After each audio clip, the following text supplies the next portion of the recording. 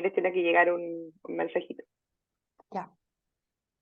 Bueno, buenas tardes a todas y todos nuevamente a los diálogos por la energía ciudadana, política y regulación, que es un espacio dedicado al análisis de políticas públicas junto a agentes reguladores y expertos y expertas en generación distribuida tanto en Chile como en el extranjero.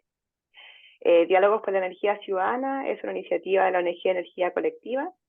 Mi nombre es Carla Douglas y soy coordinadora de proyectos dentro de la ONG. Hoy nos acompaña Ana María Ramírez Tobar.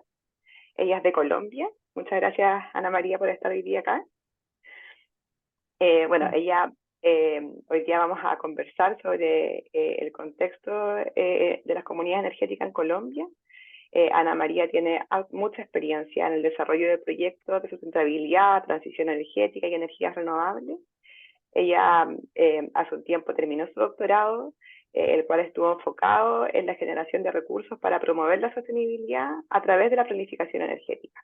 Y en su estudio abordó los riesgos e incertidumbres asociados a la producción de energía eléctrica y cómo ésta interactúa con su entorno territorial. El principal resultado de esta investigación consistió en el diseño y el desarrollo de herramientas específicas en el ámbito de la planificación energética, y las cuales tuvieron como su principal objetivo contribuir de manera significativa al avance de la sostenibilidad, como vamos a ver también un poquito más en esta entrevista, donde Ana María nos va a contar su experiencia en la promoción de las comunidades energéticas en Colombia.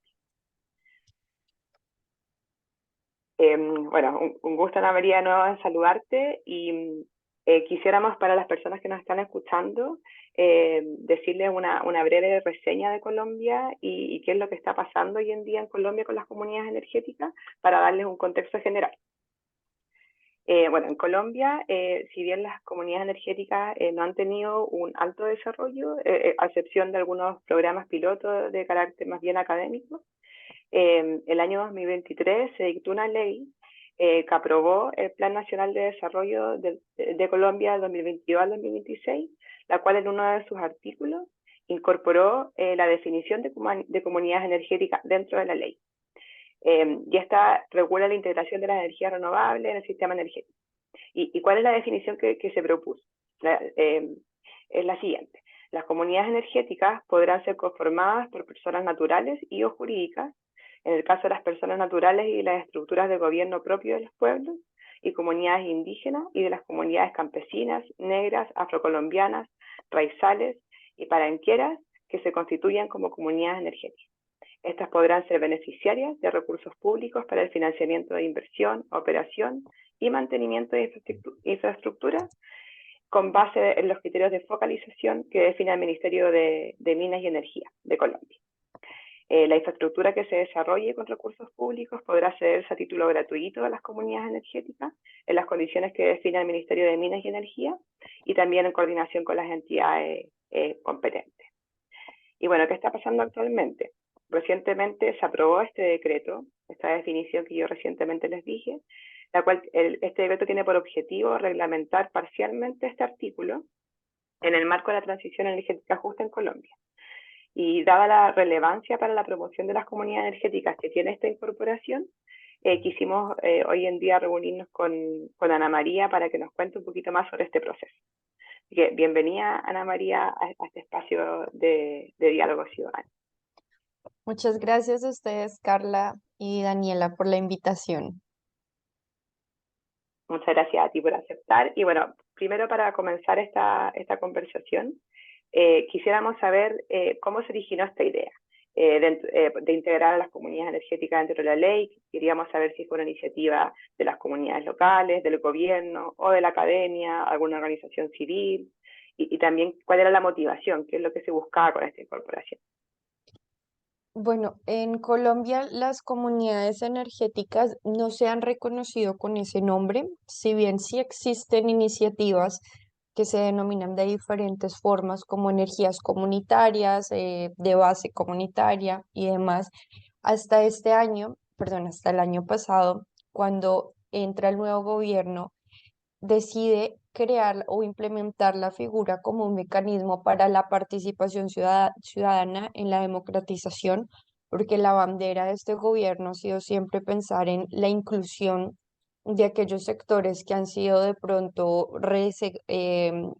que han sido invisibilizados por diferentes dinámicas, entonces lo piensan como una forma de democratización del sistema, donde se crean nuevas actividades y nuevos agentes en la cadena energética, que además es bastante interesante porque no lo cierra a lo eléctrico, sino a los energéticos, o sea que le da la posibilidad a otros tipos de energía, lo cual es bastante relevante para el contexto colombiano, especialmente porque en las zonas rurales del país la demanda de los energéticos está asociado a también la oferta territorial del mismo energético que tiene que ver con la biomasa y ahí encontramos que hay muchos movimientos, o en especial hay un movimiento muy relevante que es la red Biocol, que ya había estado desarrollando biodigestores comunitarios o en esta lógica de lo colectivo en estas zonas. Entonces es bastante interesante que surgen por puntos distintos, desde el interés político del gobierno de promover esquemas que permitan la democratización de la energía,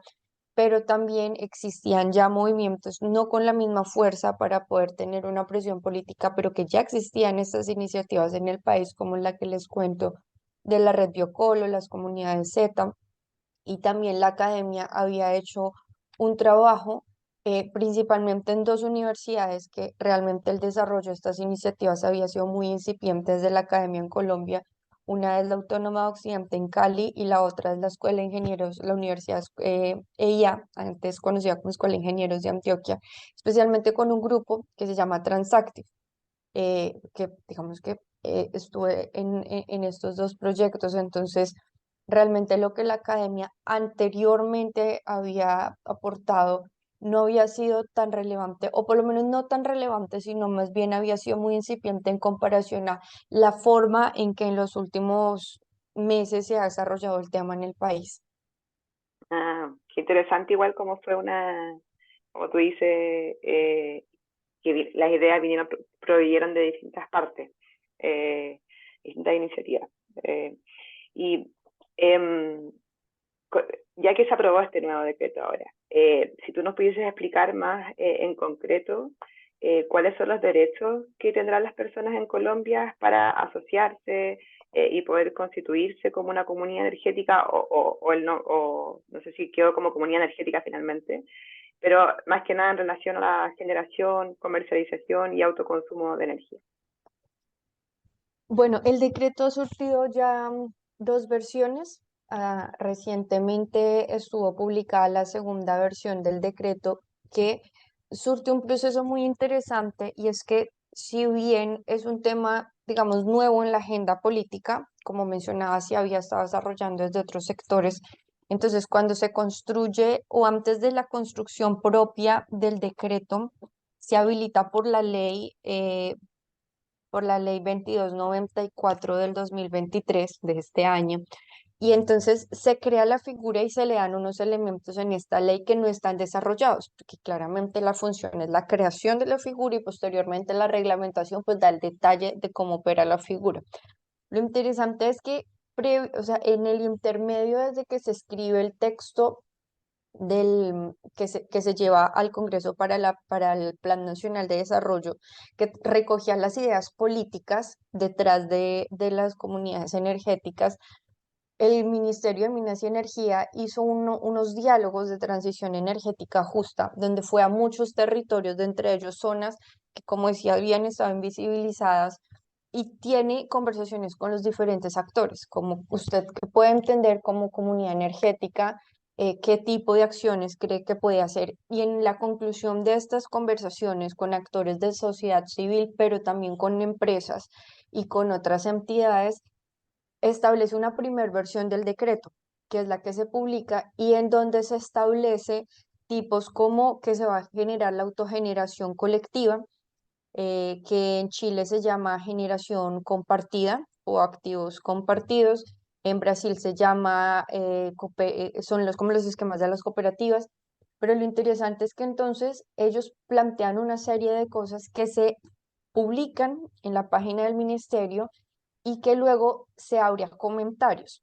Entonces se termina siendo un proceso muy democrático en donde se recibieron comentarios de muchísimas entidades, de actores de la sociedad civil, pero también de personas naturales, lo cual es, digamos, bastante interesante porque no se cierra a que debe ser una organización debidamente constituida en la participación de la construcción de política pública, sino cualquier ciudadano. La segunda versión, que es la que comento recientemente, se publica, entonces recoge todo este proceso de diálogos, digamos, en territorio, pero también los actores que participan con sus cuestionarios en la página del ministerio. Y en la segunda versión surgen unos elementos bastante interesantes. El primero es que habla explícitamente que son esquemas cooperativos, voluntarios cooperativos, donde uno de los puntos que particularmente me llaman más la atención es que indica que por lo menos el 51% de los activos de generación deben ser de la figura que representa a la comunidad.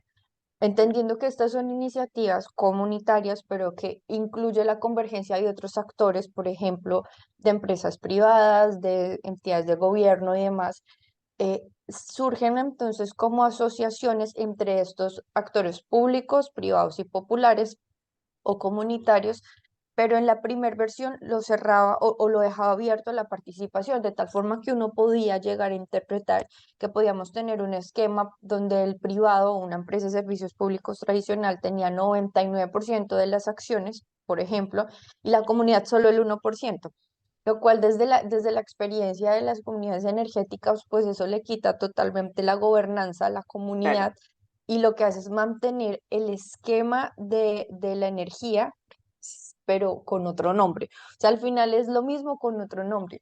En esta segunda versión es muy interesante ver que ya ellos han establecido que por lo menos 51% de los activos deben ser de la comunidad, lo cual desde mi posición tiene dos perspectivas. La primera es que es una gran motivación y una gran garantía para las comunidades porque no pierden la gobernanza. Aunque la tengan que compartir con otro actor, es una medida, sabremos en unos años si eficiente o no, porque no tenemos un marco contra qué compararlo, claro, pero sí parece ser una medida pensada para eliminar o por lo menos equilibrar las asimetrías de poder en la cadena energética. Porque al final el punto no es solamente decir que vamos a democratizar el sistema, y entonces yo dejo que todo el mundo pueda participar, sino realmente habilitar el mecanismo bajo que las personas pueden participar, que implica garantías, pero también implica asumir responsabilidades como nuevos actores y también implica que debe haber un sistema de información transparente. Es decir, la democracia implica no solamente que tú vas y votas, sino que en teoría por lo menos tú sabes que estás votando y conoces las opciones y por qué haces esto. Entonces, en ese punto es interesante que el decreto también presenta un artículo de asesoramiento y acompañamiento a las comunidades. Entonces ya lo incluye dentro de la política pública, no solo que se puedan crear los agentes, sino que el gobierno se compromete a apoyar a los agentes que quieren convertirse en comunidad energética. Me parece también un derecho que se adquiere como comunidad bastante interesante. Y la tercera figura o el tercer derecho que tienen las comunidades bajo el marco del decreto, dentro de lo más relevante, porque pues, podríamos encontrar muchos otros, es el punto que eh, pueden tener la figura de autogeneración colectiva, que técnicamente es que pueden compartir activos y pueden compartir la energía producto de los activos, pero también habilita la posibilidad de que hayan asociaciones de comunidades energéticas. Así, por ejemplo, si dos comunidades actúan de forma independiente para una actividad determinada, pero estas deciden asociarse, pues les puede dar un poco más de peso para entrar a una negociación. Pensemos, por ejemplo, dos comunidades que tienen excedentes de energía y lo quieren vender a un tercero, que un tercero puede ser una fábrica de cualquier cosa, pues la posibilidad de negociación de una sola comunidad es más limitada porque no tiene energía a gran escala, entonces sus excedentes son más pequeños. Digamos que ellos solo podrían transar un cierto precio, pero si se asocian con otras comunidades, el excedente de una más el excedente de las N comunidades que hacen esta asociación les permitirán entonces que puedan tener más poder de negociación, y esa asimetría que se busca corregir con el 51% también se ve reflejada en los términos de comercialización con las asociaciones. Entonces, a mí me parece una medida bastante interesante porque permite que en la medida que logremos tener cooperativismo, les dan unos beneficios adicionales que para un país como Colombia, en un contexto social marcado por la violencia histórica, me parece una medida bastante interesante para el fomento de la reconstrucción del tejido social y demás beneficios sociales que se convierten adicionales más allá de la energía. Perfecto, te interesa todo lo que nos cuentas. Una pregunta Eh, pequeña a antes mí me de... gustaría, ¿puedo Dale, hacer dale. un comentario? Disculpa, es que me queda una duda al respecto, Ujú. Ana María, porque tú dices que entonces se pueden asociar para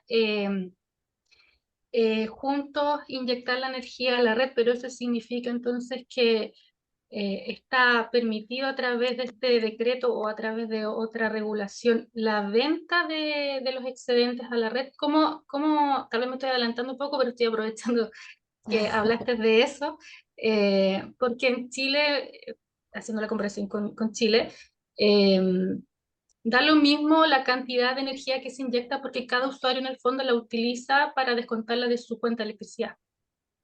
Entonces, en Colombia es otro el esquema, funciona diferente. ¿Por qué es necesario esta agrupación de inyecciones? En el fondo, esa es mi duda.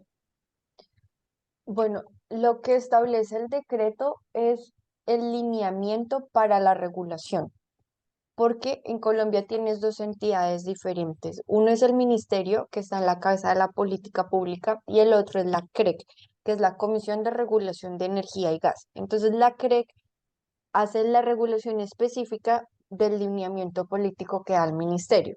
Entonces, ahí para poder responderte te voy a hacer como una explicación de cuál es el proceso legal para habilitarlo. Entonces, en el Congreso se crea la ley, digamos que si lo vemos como una pirámide, lo más alto está la Constitución, luego vienen las leyes y luego vienen, digamos, las otras disposiciones administrativas. Con el decreto, el ministerio dicta la política o el lineamiento, el reglamento general de cómo debería funcionar, pero el detalle en específico es potestad de la CREC como entidad autónoma e independiente de la regulación. Entonces, muchos de los detalles de cómo van a operar no los conocemos todavía, porque vendrán posterior, se firme el decreto además se publica, pero tiene que surtir una serie de trámites como unos estudios de impacto normativo, económico y un trámite que se llama abogacía de competencia, que buscan identificar que lo que se propone no vaya en contravía con algún otro tipo de legislación de más alto nivel, porque el decreto no tiene nivel, digamos, de ley. O sea, hay que hacer esos análisis. Entonces, eso no se ha surtido, no sabemos, digamos, cómo quede el detalle. Sin embargo, la figura está diseñada, o lo que el decreto nos cuenta en la publicación, es que la autogeneración colectiva es un mecanismo donde una agrupación de usuarios comparte activos de generación que pueden ser, por ejemplo, en un solo punto o en dos o en varios puntos, pues eso, como te digo, ese detalle no se conoce, pero lo que se entiende es que generan en un punto y se reparten la energía. Aquí un punto que nos pareció bastante interesante es que habilita que las comunidades energéticas puedan hacer uso de los activos de distribución que ya existen y que el operador que administra estos activos está en la obligación de incorporarlos. Claramente después de un análisis técnico de viabilidad y demás, pero es una obligación incorporar o hacer uso, permitir el uso de estos activos de distribución bajo pues un precio que tendrán que pagar si los usan. Entonces, lo que parece indicar es que se genera la energía. Si tiene una microred, la comunidad se reparte internamente la energía, pero si no la tiene, los activos de generación que no están conectados a todos los puntos de los usuarios se entregan a la red de distribución y la red de distribución les reparte, pues digamos que a cada usuario el equivalente a la energía que le queda. En el caso de que surjan excedentes, no los pueden comercializar o lo que indica hasta ahora es que no, aparentemente no se pueden comercializar como usuarios, sino como comunidad, porque tiene una figura jurídica que los representa. Es decir, que entonces como bloque de usuarios pueden transar energía y pueden comercializarla, no cada usuario de forma independiente. Perfecto. Mm. Y una pregunta, una aclaración nada más, porque no me queda claro, porque en el decreto se habla de autogeneración colectiva, como tú bien la mencionaste, y también hablan de generación distribuida colectiva. ¿Eso es lo mismo que tú, a lo cual te referías tú de la Asociación de Comunidades Energéticas? O es No, una figura diferente? es otro agente l- que busca que una comunidad pueda vender energía. En el caso que no consuma, pensando por ejemplo en las poblaciones de La Guajira, que están al norte del país y cuyo consumo es mínimo o inclusive en algunas zonas no hay consumo, lo que se busca es que estas comunidades igual puedan participar de la cadena bajo otra figura u otra agente que se llama generación distribuido colectivo. Y es que no pueden consumir la energía que producen, sino que su lógica es venta de energía a pequeña escala o digamos que no tenemos certeza tampoco el límite, pero parece indicar que va a seguir las reglas de la generación distribuida, que hasta este momento es 1 mega. Entonces ellos tienen potestad de vender 1 mega. La intención de esto parece ser que puede haber un crecimiento orgánico en las comunidades. Creería uno que el primer paso lógico es la autogeneración, donde tú en esencia te encargas de generar energía para tu comunidad y si en el eventual caso que hayan excedentes, pues se venden excedentes, pero la lógica es el autoconsumo. Pero puede haber un segundo nivel donde si tienes un crecimiento orgánico en la maduración administrativa y comunitaria del activo, entonces, ellos ya no solo autogeneran para consumo propio, valga la redundancia, sino que además pueden vender energía. Y digamos que con el crecimiento estatus se esperaría que eventualmente puedan tener una mayor participación del mercado supeditado a pues, la administración de estos activos. Pero son, digamos que comunidad energética, como lo define el decreto, es un sistema de organización que puede actuar bajo dos formas, que son la primera autogeneración colectiva, que es cuando tú generas para tu misma comunidad, y la segunda es generación distribuida colectiva, que es la venta de energía. Entonces, lo que nos dice, digamos, si lo miramos como, como un mapa, tenemos a la cabeza las comunidades energéticas que pueden actuar bajo estos dos agentes, pero no tienen que estar ni en paralelo ni tienen que ser uno después del otro, sino que puede ser cualquiera de los dos o los dos. Y en este caso,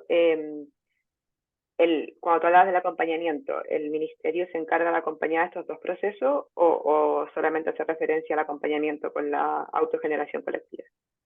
No, eso quedó abierto en los Perfecto. términos acompañamiento. Inclusive es interesante que no solo lo ponen en términos de la generación propiamente, sino de la conformación de la comunidad. Porque además Perfecto. otro de los puntos que nosotros hemos encontrado relevantes desde estas investigaciones es que no podemos asumir que hay comunidad en sentido que el hecho de tener una agrupación de personas no implica que esta agrupación de personas sepa cómo trabajar comunitariamente.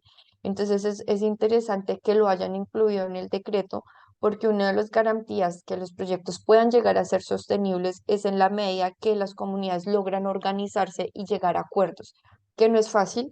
Inclusive nosotros estudiamos casos en la Patagonia y en Chile de la Patagonia, Chile y en Guatemala, donde uno de los mayores conflictos era precisamente ponerse de acuerdo, Mm, que puede parecer sencillo, porque en términos generales uno dice, pues nos repartimos la energía, pero cuando ya empiezas a hilar el detalle de lo que implica repartirte la energía, quién asume las responsabilidades, que además tradicionalmente cuando tienes un mal servicio de energía, pues uno se queja con el operador, que no sé, el operador es malo, no sé qué, pero cuando tú eres tú mismo responsable y tienes que trabajar con el vecino, entonces ya ese conflicto si no está bien manejado, puede generar más conflictos gigantescos.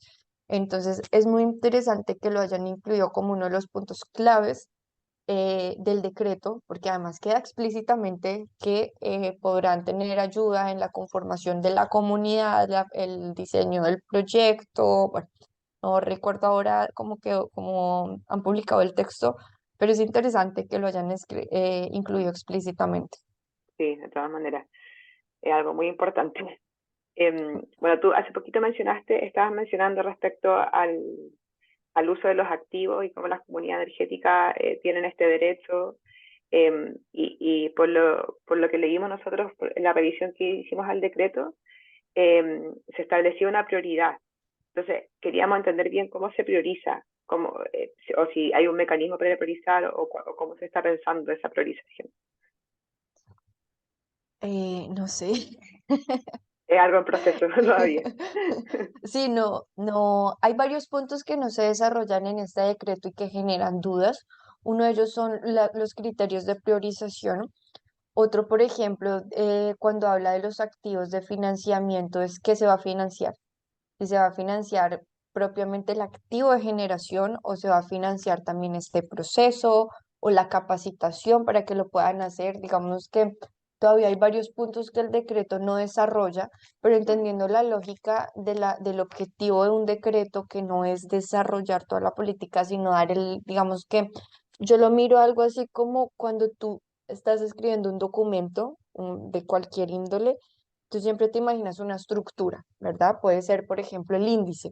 Entonces uno en el índice dice el capítulo 1 debe contener esto, el 2, pero no desarrollas. Así es como yo veo el decreto. El decreto le da el esqueleto de lo que debe contener y da una idea general de cada capítulo que tiene, pero no tiene la función de desarrollarlo. Ahora, sí es interesante que una vez se apruebe el decreto, ha puesto unos límites bastante estrictos por ejemplo, la Comisión de Regulación de Energía y Gas tendrá 3 meses, 4 meses para regular lo concerniente a este punto.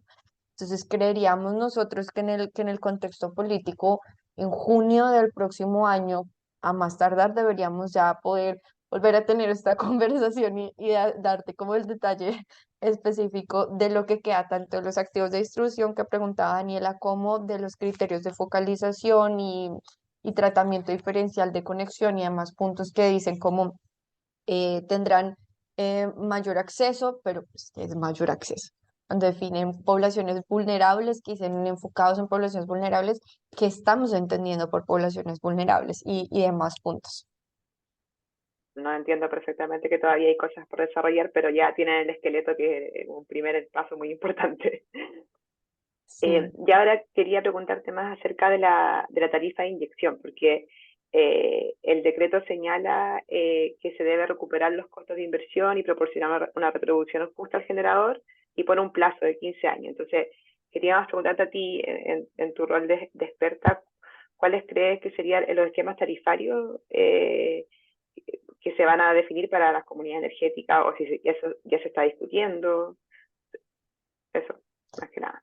Sí, pues en la segunda versión del decreto que se publica eliminaron lo de los 15 años, Ah, creo yo, perfecto. porque puede generar conflictos, principalmente porque asume que van a durar 15 años y uno esperaría que fuera cierto, pero en el marco de lo que hablábamos hace un momento de la sostenibilidad, pues no tenemos certeza. Sí, hay muchas comunidades que su tiempo de vida desafortunadamente son 4 años porque no llegan a un punto de equilibrio y la gente simplemente se va. Entonces, creo yo que esa es una de las principales razones por las que se elimina el punto de los 15 años con retribución justa. Es la misma pregunta de hace un momento, bueno, pues, ¿qué es retribución justa? Yo creo que bajo el precio de energía, cuando tú compras energía en Colombia o la que tú pagas, digamos, en tu factura, tú pagas varios ítems, que es comercialización, perdón, generación, transmisión, distribución, comercialización, pérdidas, restricciones y subsidios, si pagas subsidios, y otros grupos no pagan subsidios. O sea, tú pagas 7 ítems en tu factura. Y eso hace que tu precio de kilovatio hora, pues, tenga un valor. Cuando eres autogenerador, tú no pagas ninguno de esos ítems porque pues, por la misma figura estás autoabasteciéndote tú mismo. En el precio, en el mercado, el kilovatio hora, en un, tiene, bueno, los proyectos de generación de energía en Colombia tienen un cierre financiero, una tasa de retorno que dependiendo del estrato donde se ubique, porque en Colombia tenemos estratificación de 1 a 6, siendo el 1 el más bajo económicamente y el 6 el más alto. Dependiendo de donde estés en el rango, tu tasa de retorno puede estar desde los 3 años hasta los 7 años. ¿Qué nos está diciendo eso? Que así tú no tengas un trato diferencial, sino que, digamos, te paguen la energía, la venta de esa energía, lo que tú lo compras, tienes un garantizado tu tasa de retorno. Entonces, si bien no sé cuál sea el análisis que realice la CREC, lo que nos indica es que sea cual sea, recuperas la inversión, porque es más barato siempre en este momento si tú generas con energía solar en tu casa tu propia energía a que si se la compras a la red. Lo interesante es que bajo el supuesto que una comunidad puede usar el activo de distribución, estás asumiendo que no se va a desfinanciar la red, que es un peligro porque al final como cualquier energía renovable es intermitente y entonces si un día se te cae la red, se te daña o lo que sea, pues te quedas sin energía. Pero seguir conectado a la red le da garantías de confiabilidad a los usuarios y el hecho que se mantenga esa red garantiza también que la red sigue estando financiada porque sigues utilizando esa infraestructura. Entonces, lo que tú te ahorras en construir una microred en tu comunidad, digamos que lo pagas a una tarifa que suponemos será equivalente al uso de distribución o no sé, por cada kilovatio que pase por esa línea. Y con eso creo yo que es como una doble ganancia tanto para la comunidad como para el que ya ha puesto la infraestructura y que igual te está dando el soporte que el día que tu comunidad, por el motivo que sea, no pueda generar, igual tienes. Perfecto. Y justo ahí como que empezaste a responder la pregunta que te quería hacer ahora, que tenía que ver con todo el trabajo que tiene que hacer ahora la CREC, que es la Comisión de Regulación de Energía y Gas eh, de Colombia, porque ellos tienen que generar las condiciones necesarias para la integración de las comunidades energéticas. Entonces, ya empezaste un poquito a responder eso, pero queríamos saber, a tu juicio, tu opinión, como cuáles debiesen ser esas condiciones que la CREC debiese trabajar. Em, bueno, yo creo que hay varios puntos que nosotros desde Colombia deberíamos ver y es que aunque el esquema sea nuevo para nosotros, no es nuevo en el mundo. Entonces, ya hay muchas lecciones que podemos tomar. La frase de lecciones aprendidas a veces creo que está sobreestimada, pero realmente sí hay mucho que, por ejemplo, en la forma y el tratamiento de los activos, que en el esquema de distribución ha sido bien interesante porque en Brasil inicialmente se promovía casi que el uso gratuito del activo de distribución y ha surtido muchos debates sobre si se debería la condición, pero lo cierto es hacer uso de un activo sin pagar por ese activo, pues al final lo que hace es que no hay un incentivo de mantenerlo. Y lo que ha pasado es que le incrementa el costo a otros usuarios o a la empresa.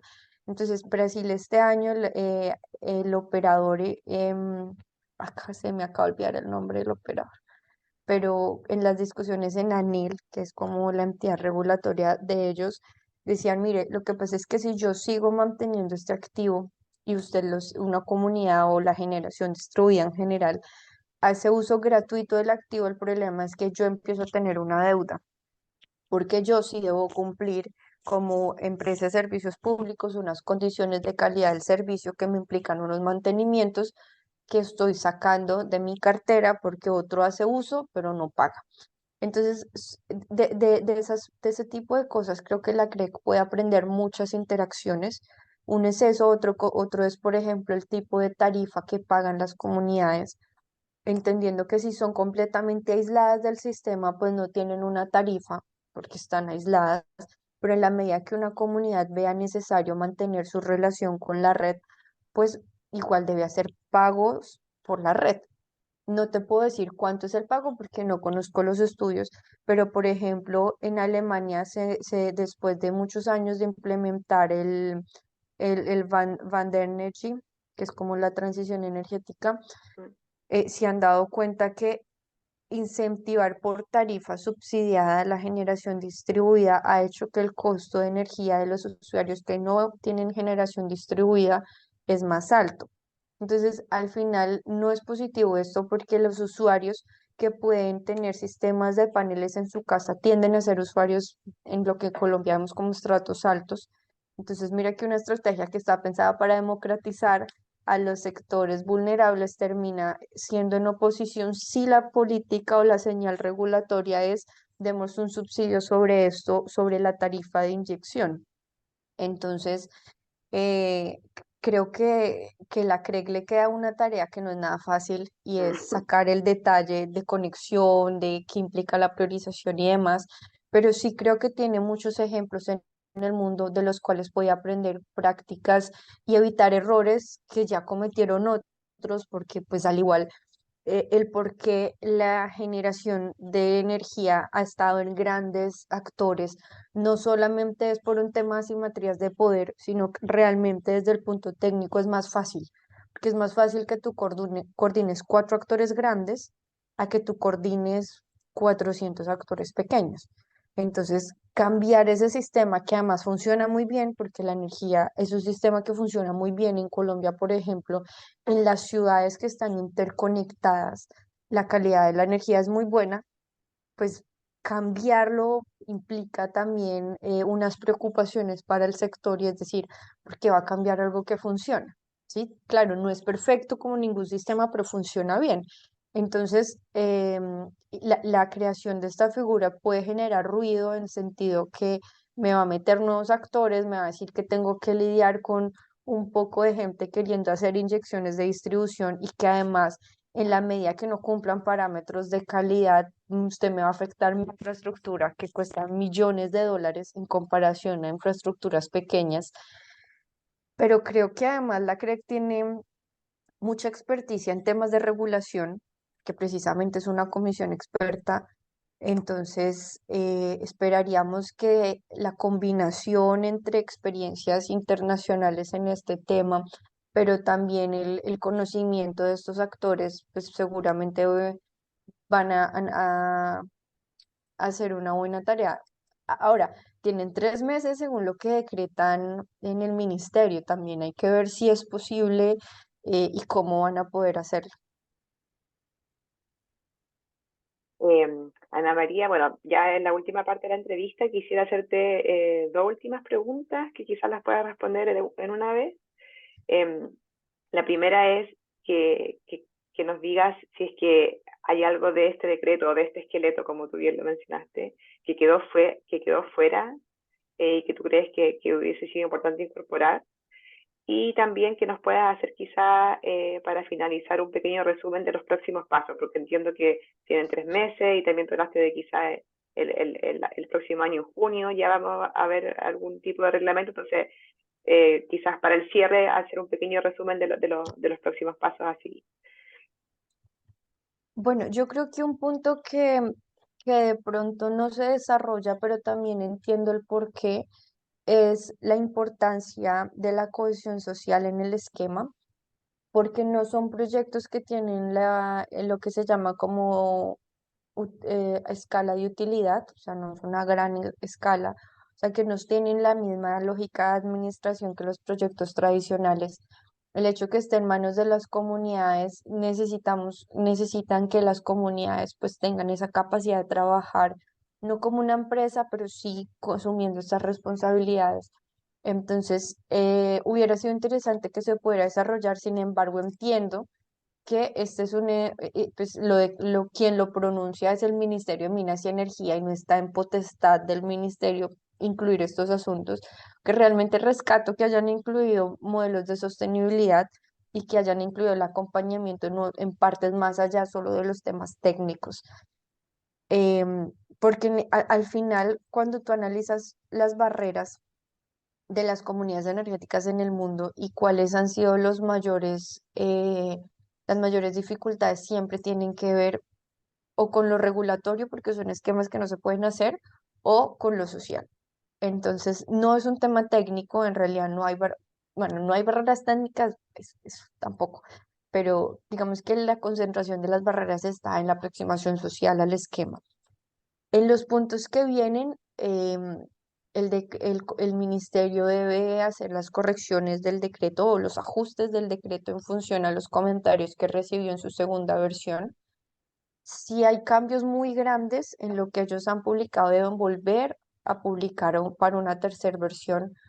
Si no hay cambios muy grandes, deben continuar con el trámite de abogacía de la competencia, que es donde la Superintendencia de Industria y Comercio analiza si lo que se proclama en el decreto no va en contravía con alguna ley, eh, y revisar, porque además las leyes también tienen en esta pirámide que en algún momento de la conversación les conté, hay unas leyes orgánicas, bueno, no entiendo bien el tema, pero entonces tienen que revisar que no vaya en contravía con algo que esté ahí.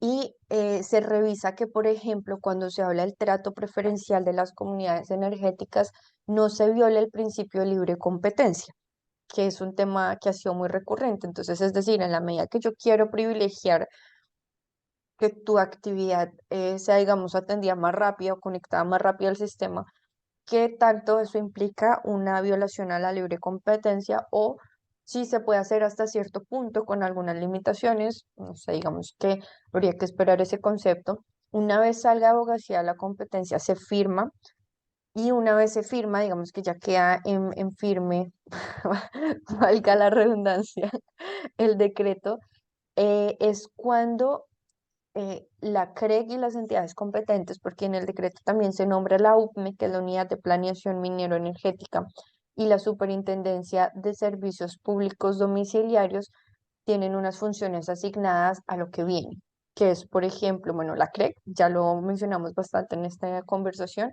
la UPME se le asigna el análisis de la capacidad de expansión de la red como entidad planeadora del sistema, pues tiene que ver qué tanta energía puede recibir en qué puntos la red.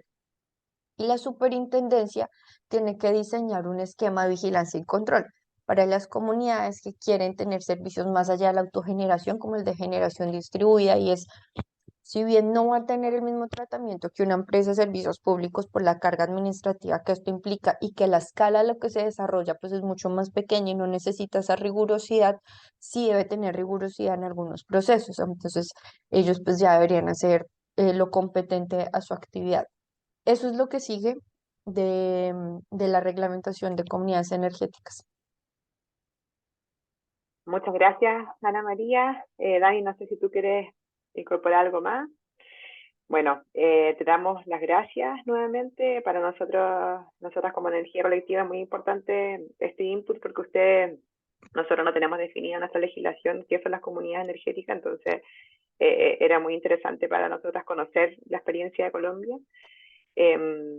Y bueno, recordarles a todas las personas que nos están escuchando que esta es la cuarta de una serie de entrevistas que estamos realizando a diferentes actores reconocidos, tanto nacionales como internacionalmente, con el fin de contribuir a la discusión de políticas que impulsen la energía ciudadana en Chile. Así que hacemos el llamado a estar atentos y atentos a nuestras redes sociales.